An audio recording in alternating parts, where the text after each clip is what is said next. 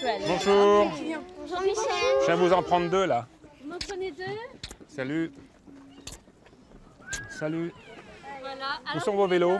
Vous les avez là? Ouais, ils sont Ouais. là. Maman, tu peux y aller. Bon, on se met d'accord pour demain? Oui. Ça marche? Donc demain, vous n'oublierez pas vos vélos, les sacs à dos.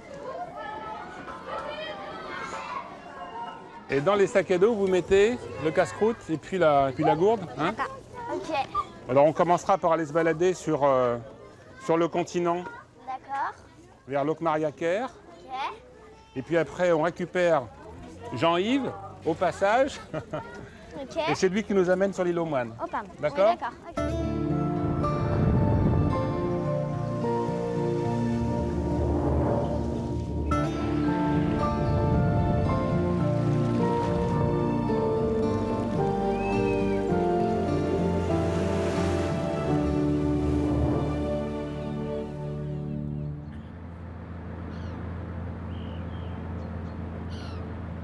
Le niveau des océans fait du yo-yo au rythme des périodes glaciaires et interglaciaires. Et il n'y a pas de meilleur endroit que le golfe du Morbihan pour en parler, puisqu'il se remplit seulement depuis 9000 ans. Et pour entrer dans les paysages, eh bien, je suis accompagné de Lisa et de Tess, deux Iliennes de l'île aux Moines.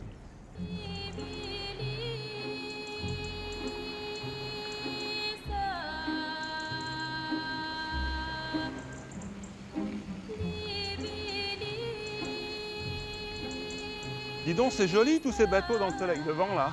Ah ben, on est sur la pointe d'Aradon.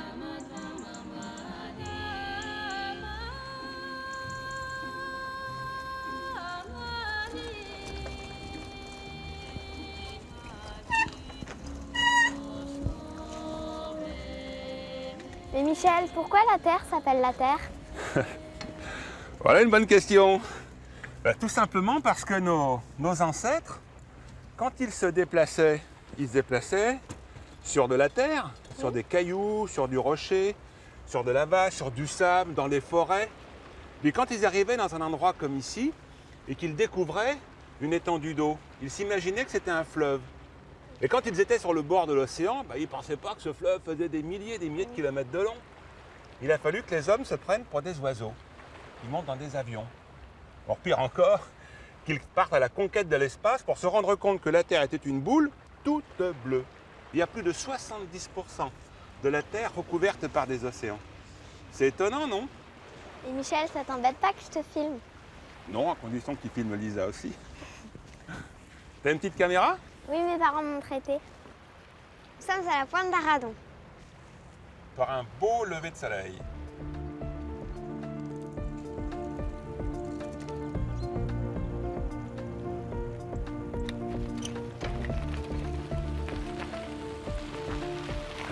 Mais d'où elle vient toute cette eau?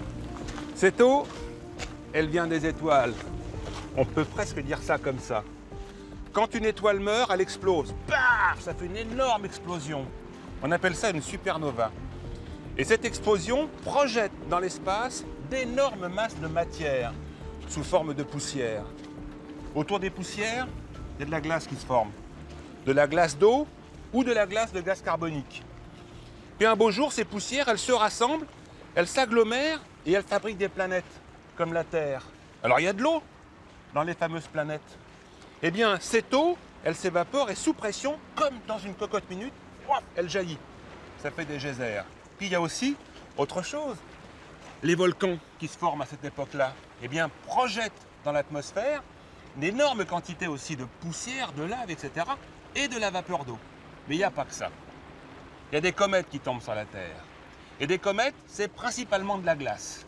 Cette glace arrive sur le sol, elle se met à fondre, elle refroidit évidemment la Terre, elle s'évapore, ça fait des nuages qui retombent sous forme de pluie. Alors regarde, tu vois? Pourquoi la pluie tombe sur la planète? Eh bien parce que tout ce qu'on laisse tomber, tout ce qu'on lâche au-dessus de la planète, c'est attiré vers le bas, c'est attiré vers le sol, grâce à la gravité. Et c'est pour ça qu'à force de pleuvoir, de s'évaporer, de pleuvoir, la Terre s'est refroidie.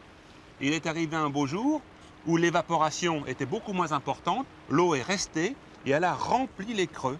C'est comme ça que les océans sont apparus. Vous voyez en ce moment, l'eau sort du golfe et dans quelques heures, avec la marée haute, elle va rentrer à nouveau. Et ça dure comme ça depuis des millions et des millions d'années. Et quand je vois ce paysage, quand je vois ce mouvement d'eau, eh bien je ne peux pas m'empêcher de penser aux océans avant que la vie n'existe. Alors le golfe du Morbihan, ben, il est énorme, il fait 11 500 hectares. Pour en faire le tour en vélo, c'est très long, c'est très difficile, ça fait 55 km. D'accord? Eh bien, dans ce golfe de Morbihan, il rentre 2 fois plus d'eau de mer qu'il ne sort d'eau douce. Évidemment, tout ça, ça se mélange. Mais ça donne quand même une impression extraordinaire de savoir qu'en plus, dans cette eau salée, eh ben, il y a de l'eau douce. Alors regardez, je vais vous montrer. Vous voyez l'eau douce qui arrive dans le golfe? Elle arrive par toutes ces petites rivières là. Vous voyez? Il y en a une là, il y en a une là. La plus importante, c'est celle-ci, c'est la rivière d'Auray. Alors, ce qu'il faut se dire, c'est qu'il y a 30 millions d'années, ici, il n'y avait pas d'eau. Par contre, l'écorce terrestre a bougé, ça a fait un très grand creux. Mais l'eau n'est pas rentrée. Par contre, il est fort probable que déjà les ancêtres de ces rivières existaient déjà et elles ressortaient par quelque chose qui devait ressembler à ça aujourd'hui. C'est probablement ici l'ancien estuaire de ces rivières. Hein? Mais bon, ça remonte quand même à très très très longtemps. Hein. 30 millions d'années, ça fait quand même beaucoup d'années. Hein. Allez.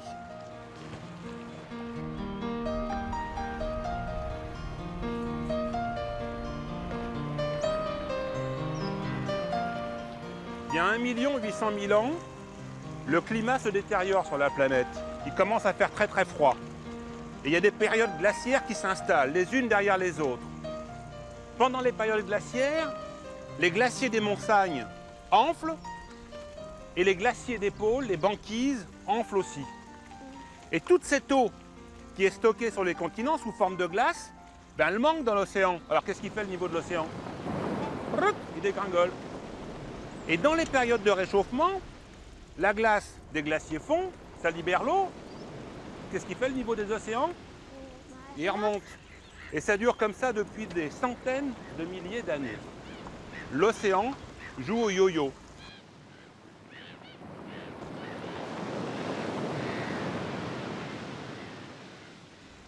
Il y a 25 000 ans, le niveau de l'océan était plus de 100 mètres en dessous de son niveau actuel.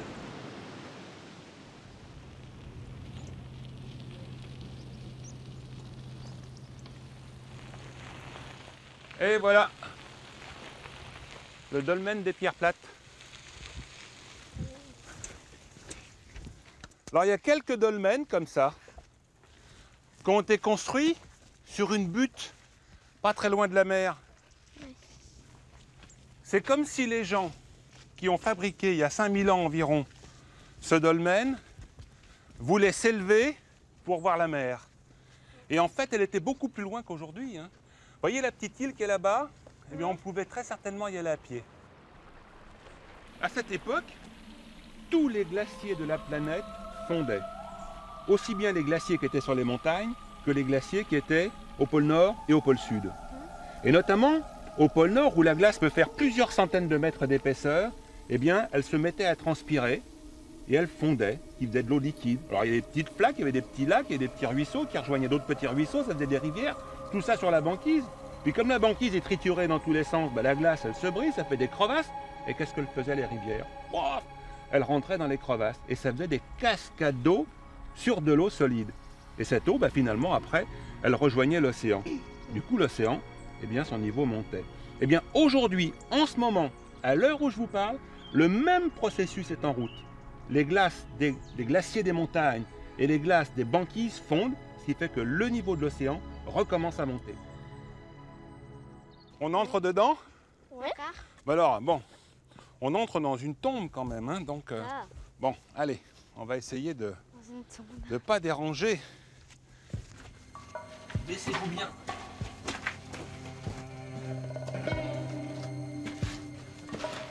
Regardez. Oh. Vous savez ce que c'est? Non. Ben, ce sont des tritons. Attendez, je vais passer là. Ce sont des tritons marbrés. On peut les toucher? Ouais. Oh, ils sont ouf là. Ça ressemble à un crapaud. Ben, ça ressemble à un crapaud, sauf qu'il a une queue, hein, tu vois, regarde. Oui. Ce sont effectivement des animaux de la famille la grande famille des batraciens. Des quoi? Des batraciens, comme les crapauds, les grenouilles. Tu disais que ça ressemblait à un crapaud, bah tu as raison, ça ressemble effectivement à une tête de crapaud, la tête de triton. Et là, ils sont rentrés dans le dolmen tout simplement pour se mettre à l'abri pour l'hiver. Ils viennent hiberner. Regardez, ils rentrent dans le trou là-bas.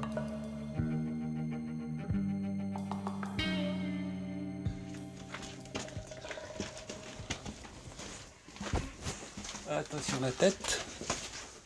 Regardez. Wow. Vous avez vu comme c'est beau? Mais c'est des vraies tombes. Bah, enfin, on pense que certains dolmens, en tout cas, ont été des tombes. Regardez celui-là comme il est décoré. Et tous ces dessins-là, bon, aujourd'hui, on ne sait pas vraiment ce que ça veut dire. C'est très, très compliqué.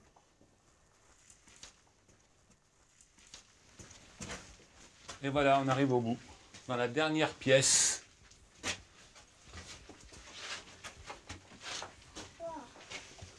Vous avez vu?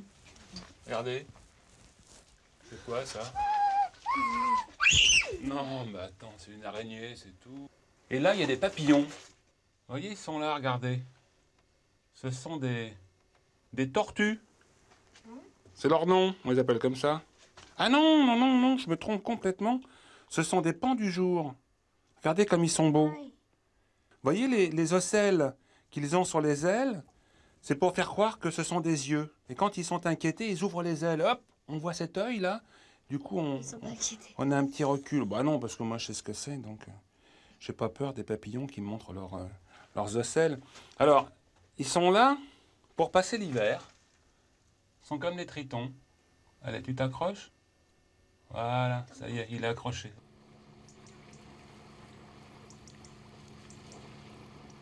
Michel, est-ce qu'un jour le golfe du Morbihan risque de déborder?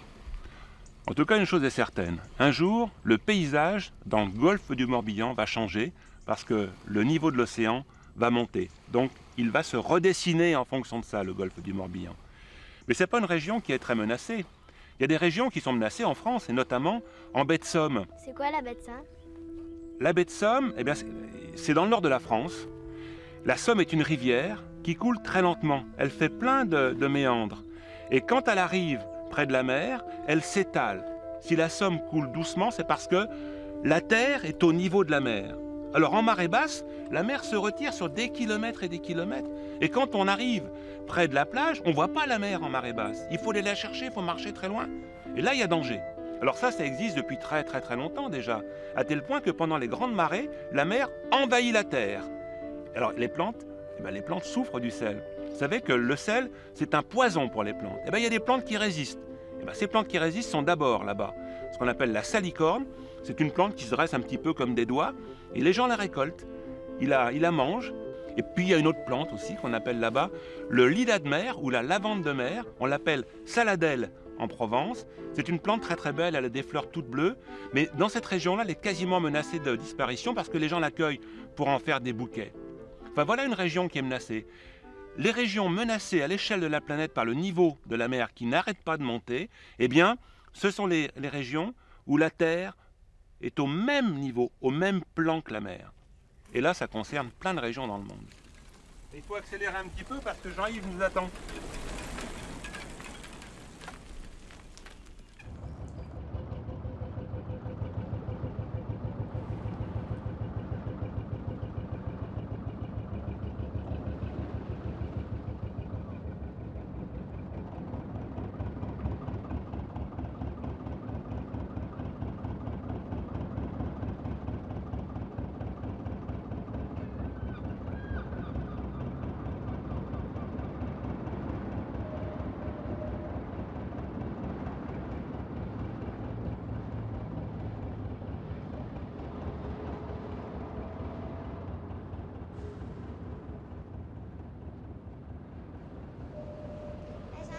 Oui, Michel nous a dit que dans le golfe du Morbihan, avant qu'il y ait la mer, les paysages c'était plein de collines et il y avait des petites rivières. ouais, tu sais, je suis dans mon métier, je subis ça tous les jours parce que le relief passé et celui qu'on a maintenant, c'est pour ça, ça donne tous les courants et tout ce qu'on peut trouver, les îles et tout. Moi, je navigue autour, je pêche autour, donc tout est issu de ça. On raconte que les courants actuels prennent en gros le chemin des rivières. ils prennent le chemin des failles. Plus on descend et plus il y a de creux, plus il y a de courant. Donc ça doit correspondre au tracé passé des rivières. C'est vrai que les chauneaux, qui sont les endroits les plus profonds, doivent correspondre au lit des anciennes rivières. Et là, c'est là que le courant est plus fort, c'est sûr. La profondeur maximum dans le golfe, c'est quoi? Maximum, il y a un ou deux trous qui font 30 mètres à la sortie. La profondeur moyenne, c'est 7-8 mètres, quoi. Hein.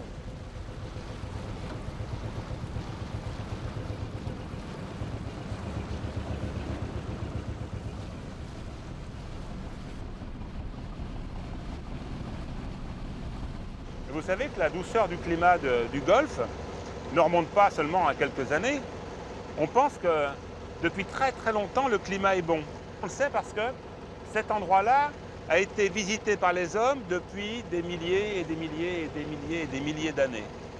Ils étaient tellement nombreux dans le golfe du Morbihan qui n'était pas encore rempli d'eau qu'on pense que s'ils étaient là, c'est parce qu'ils s'y trouvaient bien.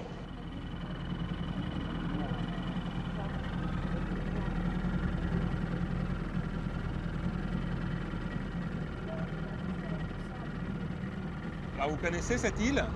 Non. C'est Erlanik. Erlanik en breton, ça veut dire quoi? Petite île. Petite lande, c'est ça, bravo. Qu'est-ce que vous remarquez là? Qu'est-ce qui sort de l'eau? Des pierres. Des menhirs. Voilà, des rangées de pierres dressées. Il y a même des cormorans dessus en train de se faire sécher, de prendre le soleil. Eh bien, si on les regarde, ces pierres, on se rend compte qu'elles montent sur la terre, elles font le tour là-bas et elles redescendent dans l'eau. Et elles passent quasiment sous le bateau et elles ressortent là. C'est comme un chapelet, ça ressemble à un cercle et c'est un cercle constitué de pierres dressées. Alors ça, c'est une preuve manifeste que le niveau de l'océan est allé en montant depuis que ces pierres ont été dressées. Au départ, quand les hommes les ont installées, quand ils ont travaillé à cet endroit-là, évidemment, il n'y avait pas d'eau. Comment est-ce qu'ils auraient pu faire?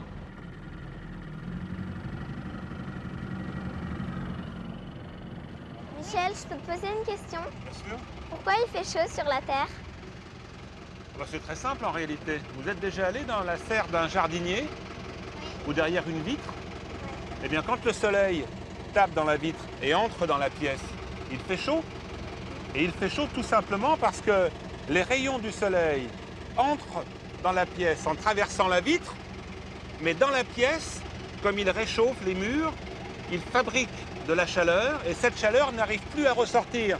Elle ne peut pas repasser à travers la vitre. Alors elle s'accumule dans la pièce, elle s'accumule dans la serre du jardinier. Et bien finalement, ici sur ce bateau, au-dessus de notre tête, on a comme une vitre. Seulement ce n'est pas vraiment du verre, évidemment, c'est du gaz, c'est de la vapeur d'eau, c'est du CO2, donc du gaz carbonique ou d'autres gaz. Mais il y en a une couche de 43 km d'épaisseur. Alors il se passe que les rayons du soleil traversent la couche de gaz, ils réchauffent la Terre, mais la chaleur n'arrive pas à repasser à travers. Elle ne peut pas repartir vers l'espace, alors elle s'accumule sur la Terre. Et c'est pour ça qu'il fait chaud sur Terre. Et c'est l'effet de serre, on appelle ça comme ça. Et heureusement que l'effet de serre existe, parce que sinon sur la planète, il ferait moins 18 degrés en moyenne.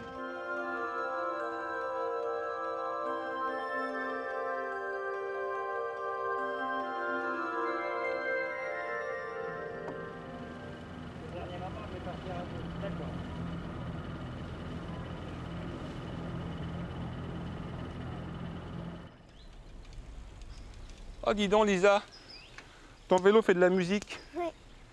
C'est ta dynamo qui touche les rayons, attention. Michel, cette fontaine, elle contient de l'eau douce. C'est pas bizarre? Non, c'est pas bizarre, parce que même sur une île toute petite, comme l'île aux Moines, eh bien, il pleut. Et s'il pleut, ben, l'eau de pluie rentre dans le sol, elle passe par des fissures, et puis elle s'infiltre.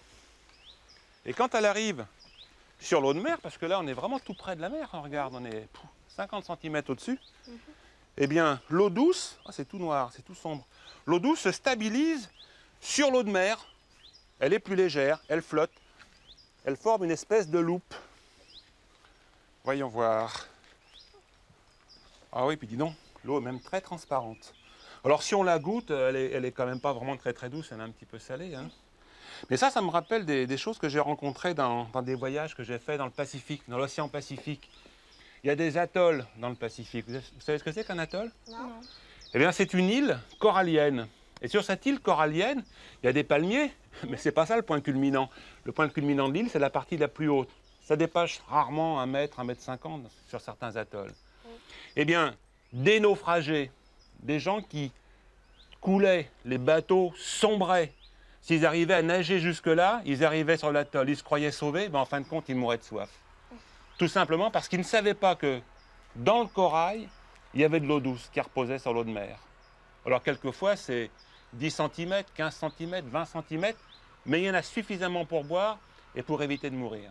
Pour les atolls qui sont très peuplés, sur lesquels il y a des gens qui vivent, il est évident que dans 50 ans, peut-être un siècle, peut-être 2 siècles, peut-être davantage, eh bien, si le niveau de la mer continue à monter, ces gens-là devront partir. Et ça, c'est très embêtant. Mais non seulement c'est embêtant pour les gens qui vivent sur les atolls, mais c'est aussi embêtant pour le corail, pour le récif corallien.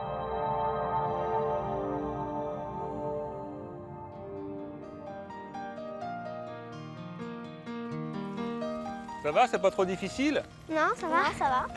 Bon, Tout à l'heure, ça tu me nous as rassure. dit que la Terre se réchauffait depuis 2 siècles. Mais pourquoi ça va aussi vite? Pourquoi la Terre se réchauffe aussi vite depuis 2 siècles? Ouais. C'est facile à comprendre. Ça va.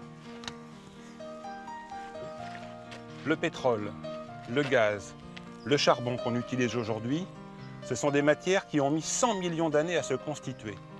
Ils sont le résultat de l'activité des plantes qui ont stocké, grâce à la photosynthèse, du CO2. D'accord? Et en même temps, ils sont le résultat d'activités géologiques. C'est-à-dire que les plantes en question ont été enfouies dans des couches de sol et ça a fabriqué du pétrole, du charbon et du gaz. C'est donc du CO2, du gaz carbonique fossile. Aujourd'hui, qu'est-ce qu'on fait? On va dans les mines, on prend du charbon, on tire du pétrole, on va chercher du gaz et on fait brûler tout ça. Dans les voitures, dans les cuisinières, dans les chaudières, qu'est-ce qui se passe? Eh bien, on remet à la surface de la Terre du gaz carbonique. Et celui-là, il est en trop. Ce qui fait que la couche d'atmosphère s'épaissit, elle se densifie, et c'est pour ça qu'il fait beaucoup plus chaud sur la planète aujourd'hui. Et alors, c'est grave tout ça? Oui, c'est grave. Alors, ce que je vous propose, on va en discuter, mais dans un petit endroit que je connais, et vous aussi, certainement, ça va sûrement vous rappeler quelque chose, et je vous propose de vous transporter.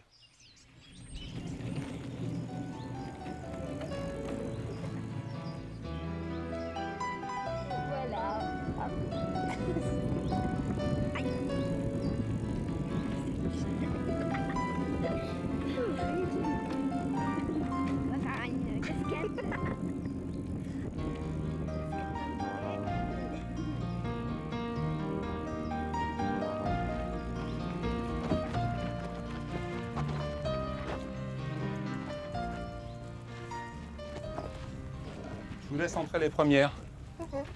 Vous savez, nous avons beaucoup de chance, parce que nous habitons un pays, et même une partie de continent, qui n'a jamais vraiment subi de très gros assauts de la nature. C'est ce qui fait que depuis des centaines d'années, on a pu développer une agriculture, on a pu développer une industrie. Alors, ce monument, en quelque sorte, est un peu le témoin, la preuve de ce que je raconte, puisqu'il a résisté dans le temps. Mais il y a des régions du monde, notamment dans un tout petit pays situé en Asie. On appelle ce pays le Bangladesh. Il est installé dans un delta. Et les gens qui vivent là, ils sont des millions bien entendu, ils sont pris en quelque sorte entre deux monstres. D'un côté, il y a deux fleuves géants, le Gange et le Brahmapoutre. Quand ils se mettent à déborder, ils noient tout le delta, ils rasent tout sur leur passage. Et puis de l'autre côté, il y a l'océan qui de temps en temps se met en colère aussi. Et ce sont des vagues énormes, mais des vagues d'eau salée qui envahissent le delta, qui tuent les plantes, les animaux et menacent les gens. Alors il est évident que ces populations qui vivent exactement au niveau de l'eau, eh bien, sont directement menacées par l'élévation du niveau marin. Alors bien sûr, ce sont des gens qui sont menacés depuis toujours, mais il n'empêche que maintenant, leur situation devient vraiment très critique. Regardez ces fougères là. Figurez-vous que les enfants, autrefois, quand ils allaient à l'école, ils les prenaient, ils les arrachaient. Et vous savez ce qu'ils faisaient avec? Non. Ils décapaient la racine, voilà, cette espèce de souche. Dac.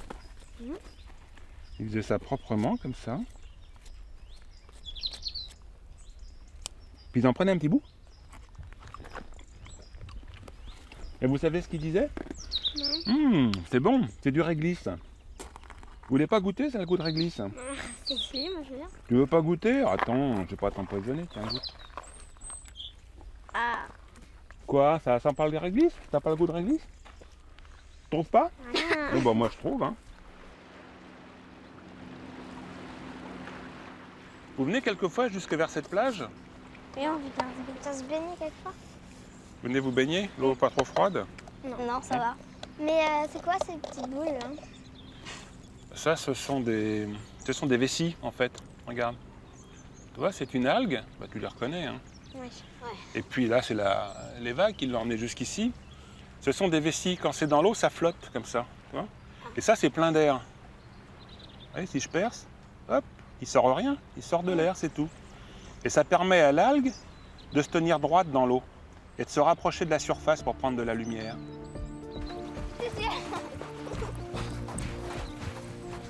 Il y a 6000 ans, la température était plus élevée de 2 degrés, ce qui a provoqué l'ennoiement du Nil et de la Mésopotamie.